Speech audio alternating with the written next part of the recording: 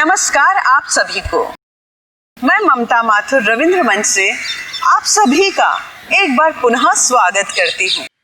Virtual कार्यक्रम श्रृंखला में आज अगली प्रस्तुति है उजाले के मुसाहिब। लेखक हैं श्री विजय दान देथा। तो चलिए देखते हैं उजाले के मुसाहिब।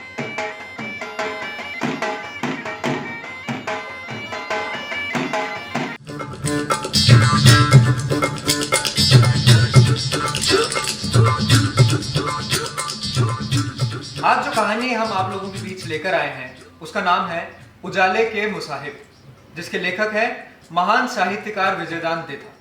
तो बिना देर के शुरू करते हैं कहानी उजाले के मुसाहिब। तो अमर अवधूत साईं सबको सुमति दे कि एक था अनाम राजा, जिसका वही राग और वही बाजा।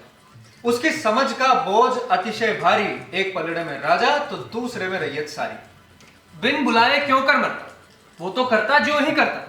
जिसके दरबार में चुनिंदा नौ रतन, मंशा मुताबिक सारे जतन ही जतन। अखूट हीरे मोती और अखूट खजाना, जैसा बढ़िया रूप वैसा ही बाना। कहूं झूठ फिर भी सच मानो, कहूं साच तो उसे भी झूठ जानो। बताऊं रात फिर भी दिन मानो, कहूं दिन तो उसे रात जानो। उस राजा की बुद्धि लीक तोड़कर बहती थी और दरबार के नौ रत्नों की अक्ल हरदम छलकती रहती थी। फिर भी राजा के पास हमेशा ऋषि मुनि औघड़ महात्मा व संत ज्ञानियों का तांता लगा रहता। एक जाता और 21 आते और उनके प्रवचन दर प्रवचन ऐसी बौछार होती कि राजा और दरबारियों की अक्ल का पानी सवा बांस ऊंचा चढ़ जाता। फिर तो वो कगार किनारे तोड़ता, कल कल करता, सारे राज्य में हवा की गति से फैल जाता। राजा का जैसा तैसा भी आदेश मिलता तो रियासत की तमाम प्रजा उस मुताबिक काम में जूझ पड़ती।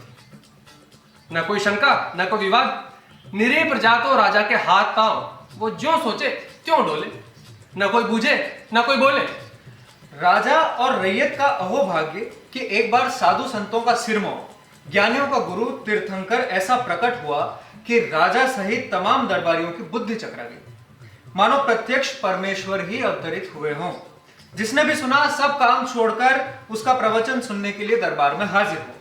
सबका जीवन एक साथ ही सार्थक हो जाएगा। एक ही प्राण और एक ही जत्थे के सांचे में ढली भीड़ महात्मा के दर्शन की प्रतीक्षा में अविचलित खड़ी थी कि अचानक राजा के साथ तीर्थंकर पधारते दिखे। आंख आंख की ज्योति में महात्मा की छवि उतर गई। हवा और उजाले के सांचे में ढली पवित्र काया जैसे है और नहीं भी है। कुदरत का सांप्रत सृजनहार तो मानो आज ही अवतीर्ण हुआ हो। प्रवचन सुनते ही कलुषित काया का मैल धुप जाएगा।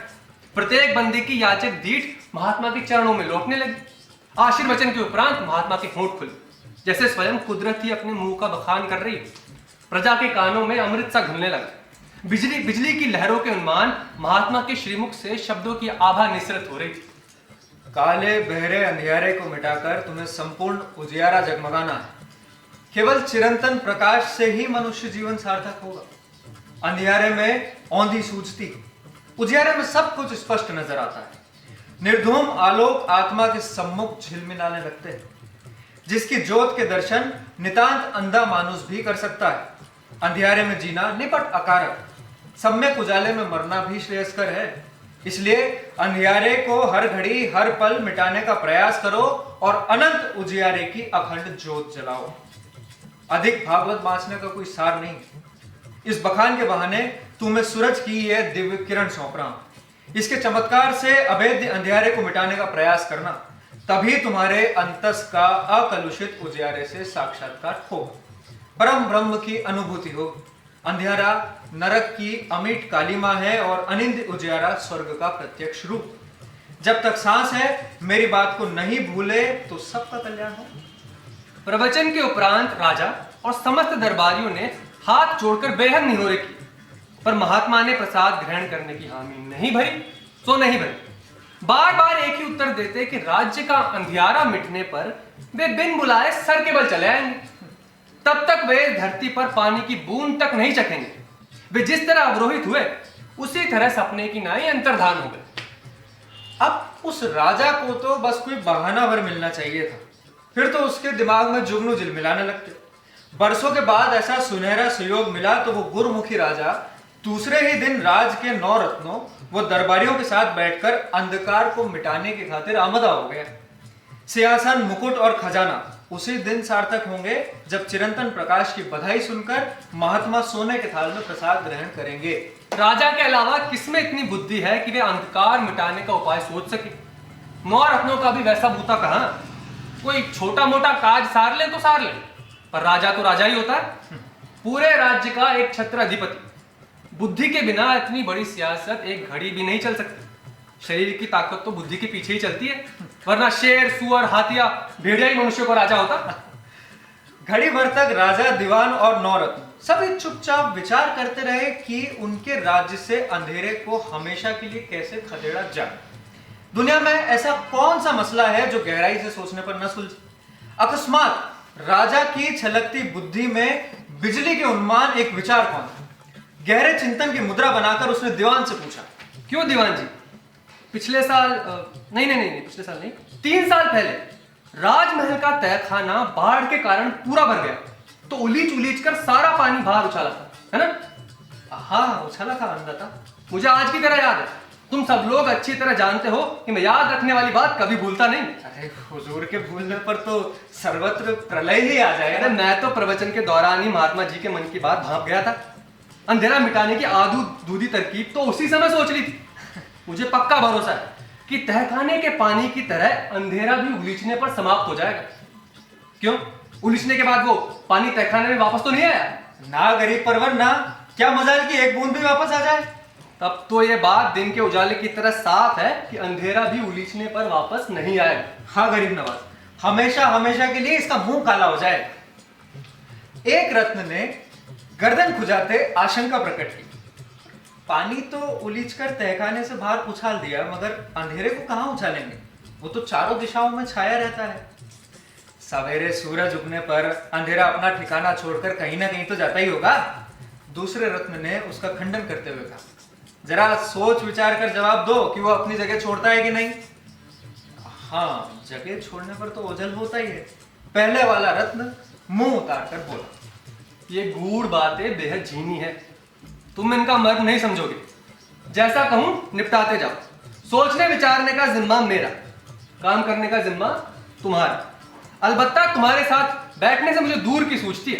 हुजूर तो आज्ञा फरमाते रहे, हम कुछ भी करने को तैयार हैं। दीवान जी, सारे राज्य में घर घर ढूंढी पिटवा दो कि इसी अमावस के शुभ अवसर पर दिन ढलते ही हर व्यक्ति अंधेरा उलीचने लगे। सो तब तक नहीं रुके जब तक उसका पूरा सफाया ना हो जाए।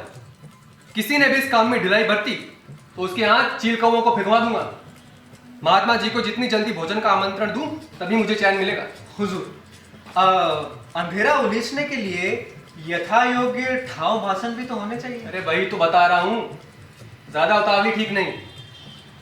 तुम समझते हो कि उलीचने के भाषणों का मुझे ध्यान नहीं है?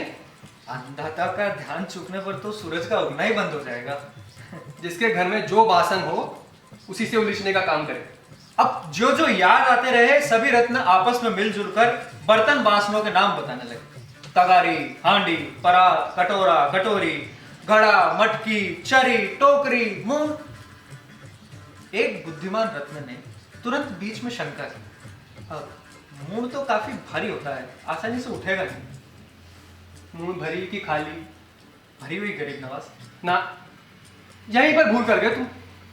अंधेरे से भरी होने पर भी मूंग में वजन तो रत्ती भर भी नहीं होगा, क्योंकि अंधेरा नजर तो आता है पर उसका ठोस आकार नहीं होता। फिर तो हाथी की छाया हाथी जितनी भारी होनी चाहिए। दीवान के साथ साथ सभी रत्नों ने जयघोष किया, खम्मा घड़ी, खम्मा घड़ी। भला अन्नदाता के अलावा इतनी गहरी बातें और किसे सूझ सकती है? राजा के चिर अभ्यस्त कानों की खातिर अब कैसी भी खुशामद का कोई स्वाद नहीं रह गया। सभी अनसुनी करके झुंझलाते कहा, यहां बैठे बैठे खम्मा घड़ी चिल्लाने से कुछ पार नहीं पड़ेगा। जितना जल्दी हो सके सारे राज्य में डोंडी पिटवाने का इंतजाम करो। जी। जिस घर के आसपास अंधेरा नजर आएगा उसे भरपूर दंड मिलेगा। तीसरे दिन ही घर घर खबर ना हो तो दीवानगिरी छोड़ दूंगा। पर उसे दीवानगिरी छोड़ने की कभी जरूरत नहीं पड़ी, बल्कि समय समय पर पुरस्कार सिरोपाव भी मिलते रहे। राजा के आदेश की अनुपालना में वो बेहद पारंगत था, और उधर डोंडी का फरमान सुनने के बाद प्रजा ने भी कतई ढिलाई नहीं बरती। अमावस की सांझ घिरते ही जिसके हाथ में जो बासन पड़ा उसी से अंधियारा उलीचने में मुस्तैद हो गया। अब उस राज्य के सौभाग्य की क्या सीमा। 8 पहर 32 घड़ी बस प्रकाश ही प्रकाश जगमगाए। इतने बरस ये छोटी सी बात भी किसी को समझ में क्यों नहीं आई। दुगना काम निपटेगा भाई, दिया जलाने की आफत मिट जाएगी, तेल का खर्चा बचेगा सो नफे में। मगर चोरों के मन में सनसनी दौड़ गई। भाई अंधेरा मिट गया तो उन्हें तो जबरदस्त हानि पहुंची, पर राजा के आदेश की भला कौन अवज्ञा कर सकता है। चोर भी प्रजा के साथ अंधेरा उलीचने में जुट गए। राजमहल के इर्द गिर्द हो हल्ले का तूफान मच गया।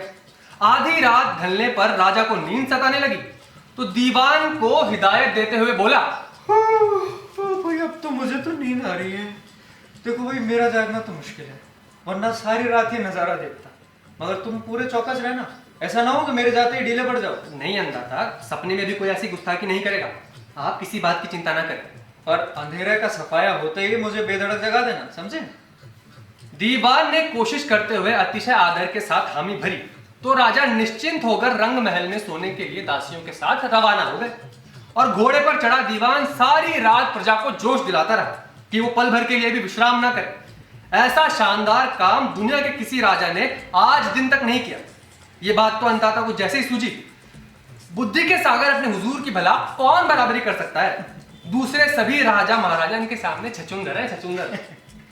अंधेरा उलीचते उलीचते प्रजा की कमर टूटने लगी, हाड़ हाड़ टीसने लगा, बाहें फटने लगी। बच्चे बूढ़े जवान और महिलाएं कोई भी पीछे नहीं रहा। बड़ा काम तो सबके जुटने पर ही संभव होता है। सवेरे की मंगल वेला जब नगरवासियों को यह आशा बंधी कि उलीचते उलीचते अंधेरा काफी कम पड़ने लगा तो उनके जोश को बड़ा सहारा मिला। वे चौगुने उत्साह से उस काम में तल्लीन हो गए। सचमुच राजा की बात तो एकदम सही निकली। ऐसा राजा की रैयत होने से बड़ा अहोभाग्य और क्या हो सकता है। देखते देखते अंधेरा तो बिल्कुल समाप्त हो गया। घोड़े पर सवार दीवान की खुशी का पार नहीं था। चारवादार की घोड़े की लगाम थामकर वो तो सीधा रंगमहल पहुंचा। बाहर खड़े खड़े ही जोर से फरियाद की, अंधाता, अंधेरा तो एकदम नष्ट हो गया। पहाड़ों के आर पार दिखे जैसा प्रकाश हुआ हुजूर, ईश्वर की तरह आपकी टेक भी रह गई। अब हुजूर तो नींद में सोते सोते ही चिरंतन प्रकाश के सपने देख रहे थे। राजा अपने हट पर अड़ा था और महात्मा अपने सिद्धांत पर डटे हुए थे कि सोने के बाद जो और थाल को अधेर पर हटा ले, वरना वे भूखे ही लौट जाएंगे। इस तकरार के बीच बधाई की गुहार सुनी तो वो सोने के पलंग से तत्काल उठ बैठा। उन्माद के आवेश में उछलते फांदते बाहर आया। चारों ओर गर्दन फुलाकर देखा, सर्वत्र उजाला ही उजाला। ऐसा तेज प्रकाश तो कभी नजर नहीं आया। समस्त दरबारियों के बीच राजा भी बावरे की तरह नाचने लगा। सारे राज्य में खुशी की समुंदर हिलोरे भरने लगा। फटाफट दरबार जुड़ा। राजा ने दीवान, 9 रत्नों और सब दरबारियों से बार बार पूछा कि वो अच्छी तरह से छानबीन करके बताएं कि आज वाले प्रकाश वो पहले वाले प्रकाश में क्या अंतर है। सभी सत्यवादियों ने संवेद सुर में कहा कि आज वाला प्रकाश बहुत बहुत श्रेष्ठ है, ये असली और सच्चा प्रकाश है। पहले वाला प्रकाश तो कुछ कुछ धुंधला था। ऐसी अपूर्व निष्ठा और अथक मेहनत से उलिझने के बाद उजियाले की चमक में क्या खामी। पहले वाले प्रकाश पर छिपे हुए अंधियारे की छाया पड़ती थी, पर आज के प्रकाश ने तो कुदरत का रूप ही बदल दिया। मानो कुदरत प्रमोदित होकर मुस्कुरा रही हो। आनंद में सराबोर राजा ने खूब दान पुण्य किया। फिर चतुर दीवान को आदेश दिया कि जहां कहीं भी हो उन पहुंचे हुए महात्मा को लाने के लिए 100 घोड़े दौड़ाएं। उनके चरण पखालने पर ही उसका जीवन सार्थक होगा। एक रत्न ने धीमे से कहा, हुजूर 2-3 दिन तो इस प्रकाश की जांच पड़ताल कर लेते हैं। ऐसी बैकी बैकी बातें कर रहे हो हैं? कुछ भी जांच करने की जरूरत नहीं है। अब तो इसके पुरखे भी अपने राज्य की ओर मुंह नहीं करेंगे। तुम इस नए प्रकाश की कुछ विशेषज्ञता नजर नहीं आई? नजर तो आई अंदाता, लेकिन अब दीवान ने हंसकर टालते कहा, अरे अब लेकिन वेकिन का कोई लफड़ा नहीं। फिर भी एक दिन और दिन, रात होने पर ही दिन का हिसाब रहता है। अब तो 8 पहर फकत उजाला ही उजाला जगमगाएगा। अब ना तो कोई रात होगी और ना दिन। इस बात का ध्यान तो राजा को भी नहीं था। समझदार रत्न की राय सुनते ही राजा ने जोशियों को खरी हिदायत दी कि वे घड़ियों की गिनती के हिसाब से वार तिथि का लेखा जोखा रखें, वरना बहुत झमेला पड़ जाएगा। किंतु जोशियों का सौभाग्य की झमेला पड़ने की नौबत ही नहीं आई। उजाले की खुशियां मनाते मनाते दिन तो चटपट बीत गया। हमेशा की तरह पश्चिम की गोद में सूरज धीरे धीरे समाने लगा तो एक साथ सबके मुंह उतर गए। मगर राजा का बुलंद हौसला कि उसने हार नहीं मानी। दरबारियों को धैर्यपूर्वक समझाने लगा। देखो, युग युगांतर से ये चिर अभ्यस्त अंधेरा आसानी से हमारा पीछा नहीं छोड़ेगा। तुम सभी जानते हो कि गुमशुदा गाय भी एक बार तो पुराने खूंटे पर लौट ही आती है। यह अंधेरा कम ढीठ नहीं है, पर हमेशा इस तरह उलीचने से वो जरूर हार थकेगा, पस्त होगा। दीवान जी, इस काम को तुम पूरी मुस्तैदी से चालू रखो। जो हुक्म था। लेकिन कुदरत तो दीवान और दरबारियों के उन्माद राजा का लिहाज नहीं रखती। कई पखवाड़ों तक उलीझने के उपरांत भी अंधेरे का सफाया नहीं। वो तो प्रतिदिन सूर्योदय के साथ लोप हो जाता और उसके अस्त होते ही अपना विकराल रूप लेकर वापस प्रकट हुआ था। आखिर उसकी हठ धर्मी के सामने राजा को भी झुकना पड़ा। मगर अभी तो फकत एक ही उपाय गलत साबित हुआ। ये चुपचाप बैठने से राजा का काम नहीं चलता, कुछ ना कुछ तरकीब तो फिर सोचनी होगी। अब बेचारी तरकीब का क्या बूता कि राजा के सोचने पर नहीं सूझे। उस राजा को अपने दीवान और 9 रत्नों पर बेहद अभिमान था। वैसे धुरंधर विद्वान किसी दूसरे राज्य में नहीं थे, और ना उस जोड़ का राजा भी दुनिया में कोई दूसरा था। सबके साथ बैठकर राजा फिर अंधेरे को मिटाने का उपाय सोचने लगा। मनुष्य की बुद्धि का अन्य प्राणियों से कोई मुकाबला नहीं, जिस पर राजा की शान तो कुछ और ही है। स्वयं ईश्वर भी उसकी मान मर्यादा का ध्यान रखता है। दरबारियों को नए नए उपाय सूझते, पर वे राजा को कुछ भी सुझाव देने में संकोच करते। राजा का भय भी मौत के भय से कम थोड़ी है। भय मिट जाए तो राज चलता ही नहीं। सचमुच भय के बगैर तो प्रीत भी नहीं होती। तो नया उपाय सोचने की करामात राजा के अलावा पंडितों में भी नहीं थी। आखिर मगजमारी करते करते राजा को एक नामी उपाय सूझा। खुशी में भौरा ऐसा कहने लगा, लाख बुरा मानो, पर तुम सब में एक बड़ी खामी है कि अपनी आंखें खुली नहीं रखते, वरना मेरी तरह बेसी उपाय सूझने लगे। बोलो, रसोई की दीवारें ईंधन के धुएं से काली होती है कि नहीं? क्यों नहीं होती? सफेद दीवारें देखते ही देखते काली स्याह पड़ जाती है अंदर तक। और वे काली स्याह दीवारें वापस सफेद कैसे होती हैं?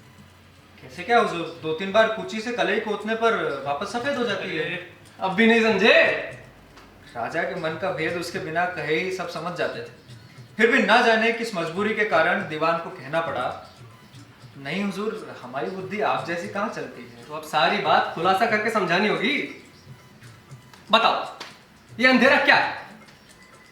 अंधेरा तो अंधेरा ही है गरीब परवर। यही तो गड़बड़ है। इतना भी नहीं जानते कि ये अंधेरा तो फकत सूरज की लपटों का धुआं है।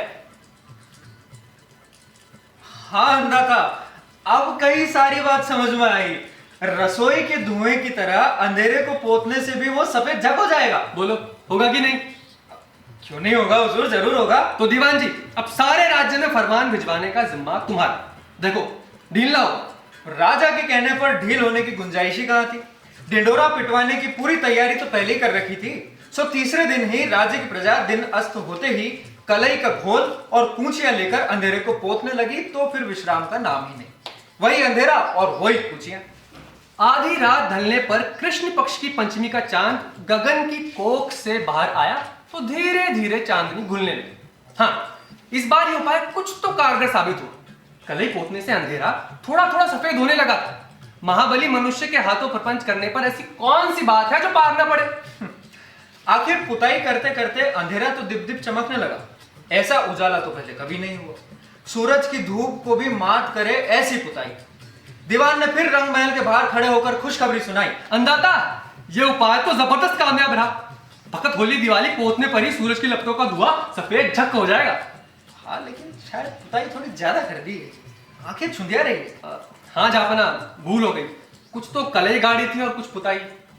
ठीक है, डरने की कोई बात नहीं है, पहली बार भूल हो ही जाती है। लेकिन आगे ध्यान रखना। पूरा ध्यान रखूंगा गरीब पर। शाबाश, अच्छी तरह ध्यान रखने से कभी किसी काम में कोई खोट नहीं होती। पर दीवान की चौकसी के बावजूद पुताई के काम में पूरी खोट रह गई।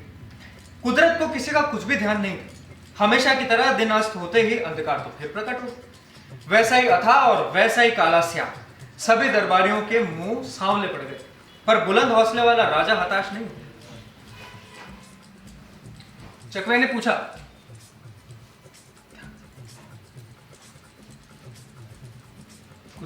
कुछ दिन ठहरकर 9 रत्नों को राजा ने अपने पास बुलाया।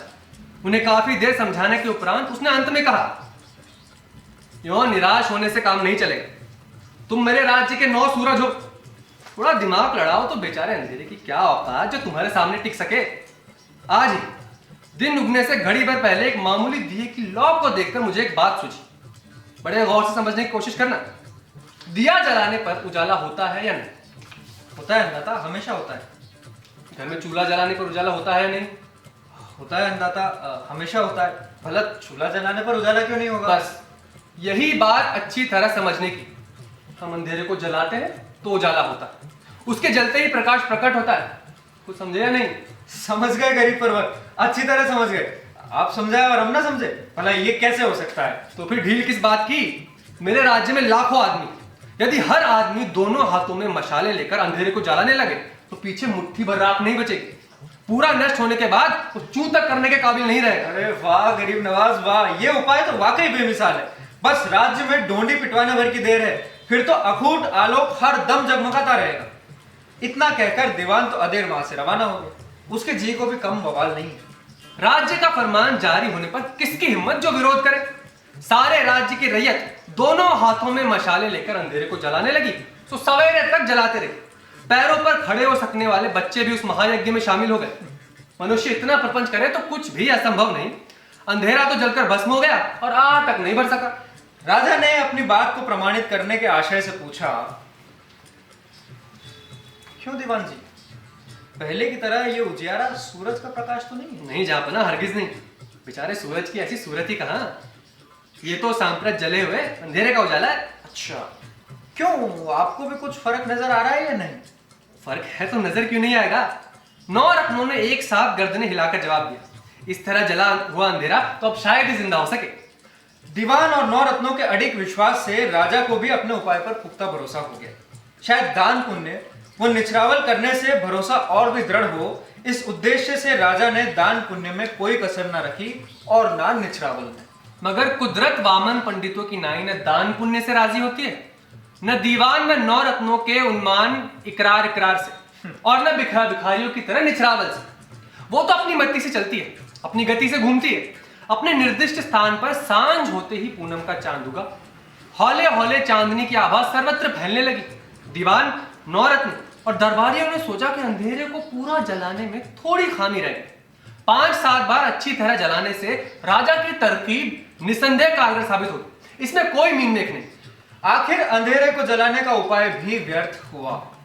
सभी दरबारियों के मुंह पर काली खुद गई, मगर राजा का तेजस्वी मनोबल रंच मात्र भी मलिन नहीं। नया उपाय सोचने में सिर खपाने लगा। भला ऐसी कौन सी गुत्थी है जो मनुष्य के चाहने पर ना सुलझे?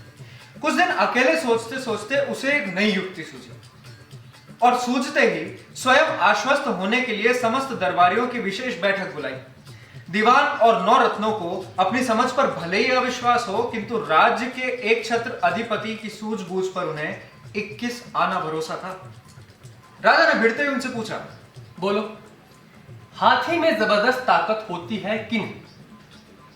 होती है अन्नदाता, उसमें तो बेजोड़ ताकत होती है। फिर भी सांकल से बांधने पर उसे काबू किया जा सकता है या नहीं? किया जा सकता है अन्नदाता, बछड़े की तरह काबू किया जा सकता है। तब इतना परेशान होने की क्या वजह है? सूरज अस्त ना हो तो अंधेरा भी ना हो। पतली पतली किरणों को रस्सियों से बांधकर हम सूरज को एक जगह रोक लें तो चिरंतन प्रकाश होगा कि नहीं? होगा अन्नदाता, जरूर होगा। लेकिन इसके लिए सारे राज्य में ढिंडोरा पिटवाने की दरकार नहीं। सूरज की किरणों को तो शहर के वासी जकड़कर बांध लेंगे। फिर हुजूर के तपतेज की तुलना में बेचारे सूरज की क्या औकात। ज्यों-ज्यों शासन की बागडोर ढीली पड़ती गई, दीवान की चाटुकारिता सीमा का अतिक्रमण करने लगी। पर कुदरत ना किसी राजा की खुशामद करती है और ना उसका अंकुश मानती। वो तो अपनी मति से चलती है और अपनी गति से घूमती है।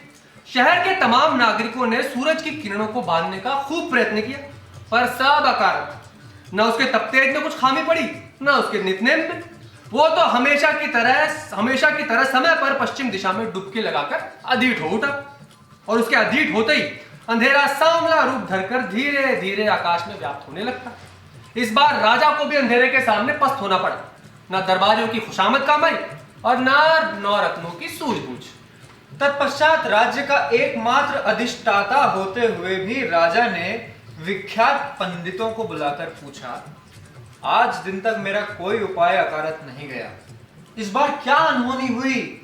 मेरे नक्षत्र अचानक इतने खराब कैसे हो गए? अच्छी तरह पंचांग देखकर इसका मायना बताओ। अब राजा ने पूछा तो पंडितों को मायना बताना ही था। स्वामी के आदेश की अवहेलना कैसे करते? पंचांग में काफी देर नजर गड़ाकर उन्होंने पुख्ता दिनमान बताया। अंत में क्षमा मांगते हुए अरदास की, गरीब परवर, इसके लिए आपको एक टोटका सहारना होगा। शंकर भगवान के नंदी जितना प्रखंड खरे सोने का सांड दान करके हुजूर को 7 दिन का अखंड मौन रखना होगा। मेरा तो पेट ही भर जाएगा। 7 दिन का मौन? हाँ गरीब नवाज, पूरे 7 दिन का मौन, एक घड़ी भी कम नहीं।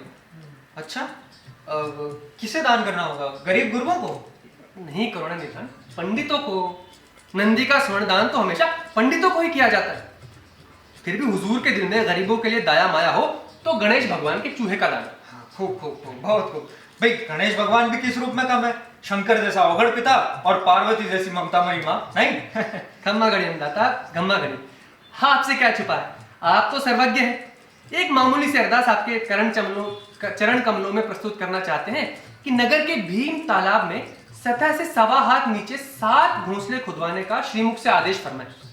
जब उन घोंसलों में शकुन चिड़िया अलग अलग अंडे देगी तब आपका कोई भी उपाय व्यर्थ नहीं जाएगा। फिर तो सूरज को हथेली में खिलाए तो अंदाता की मर्जी और चांद को ठोकर से उछाले तो हुजूर की इच्छा। भीम तालाब की सतह में 7 हाथ के गड्ढे, फिर उसमें चिड़िया और अंडे। हो जाएगा, हो जाएगा। क्यों दीवान साहब? राजा को अपने पंडितों के पंचांग पर पक्का भरोसा है।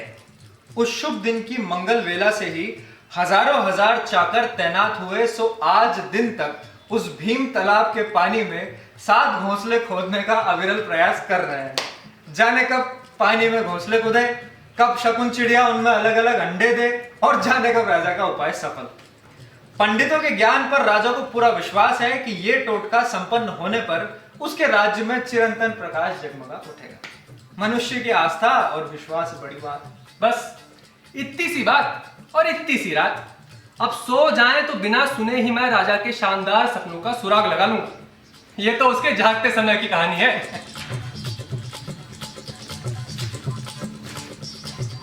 तो ये थी कहानी उजाले के मुसाहिब। मैं स्वप्निल, मैं सोमेश। आपने इस कहानी को देखा, उसके लिए बहुत बहुत शुक्रिया।